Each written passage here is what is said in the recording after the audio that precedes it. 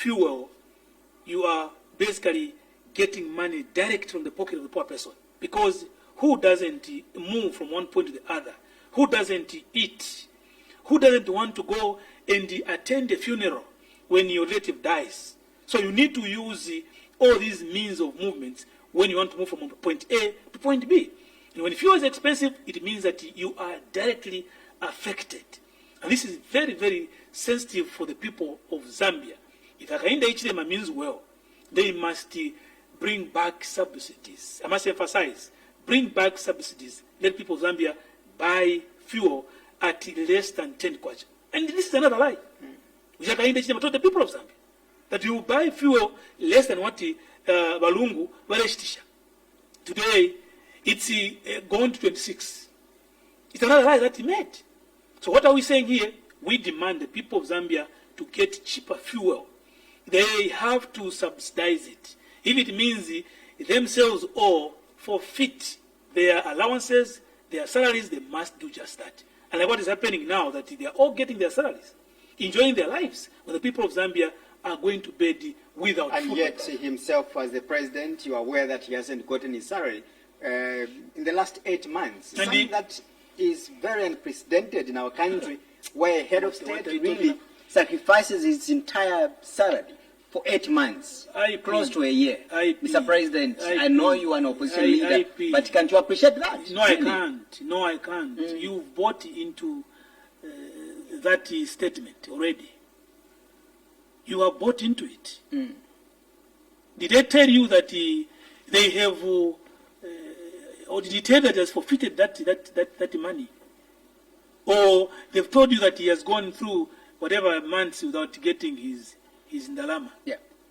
There is actually an official statement coming from the spokesperson as well. Forfeiture, of course. Yeah. Forfeiture and not getting the money are two different activities altogether. You can run a company yourself. If that company is not making money, because we know that the directors are on salary. So you might stay fine because not making any profit, any money. What we'll do is that I'll be paying my workers for them to survive. I will be able to, suspend my salary, whatever it is, and then at a certain point when the whole activity settles, I'll get my money back.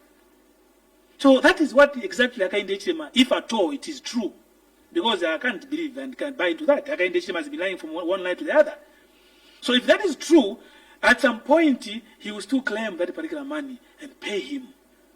So I must emphasize, we have not bought into that, because Hakainde Hichilema has been lying from one line to the other.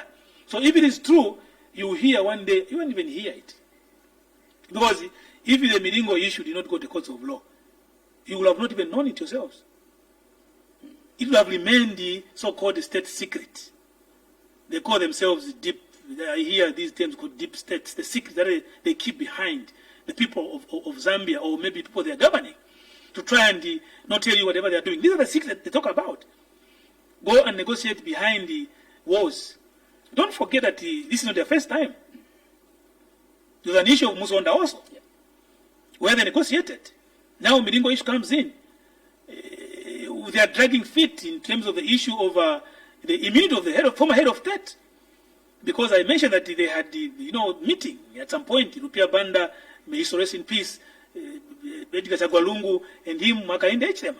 So all the way, now Miringo issue, negotiating, where are we heading to as the Republic of Zambia? All these talks must lead the people of Zambia somewhere. Somewhere to say, where are we supposed to go to as a republic? If indeed we are genuine people who mean well as a republic, we must begin to demand for stepping down of Hakainde Hichilema, not tomorrow but today. Hakainde Hichilema has fallen short of people's trust in the Republic of Zambia. He can't stand before anybody. He should not lie to us fighting corruption. No, it's not true. I told you here that Hakainde Hichilema is not fighting corruption. If he was fighting corruption, we would have not been seeing what's happening today.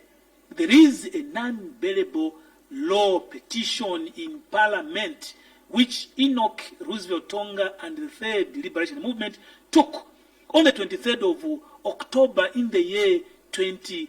19, when Hakainde Hichilema was in opposition. It was adopted in February 2020. Gary Nkombo did debate against it. Hakainde Hichilema has addressed Parliament twice, my brother. Not even a single day did he talk about a non-bearable on corruption. Today you hear about negotiating with the Miringo in exchange of his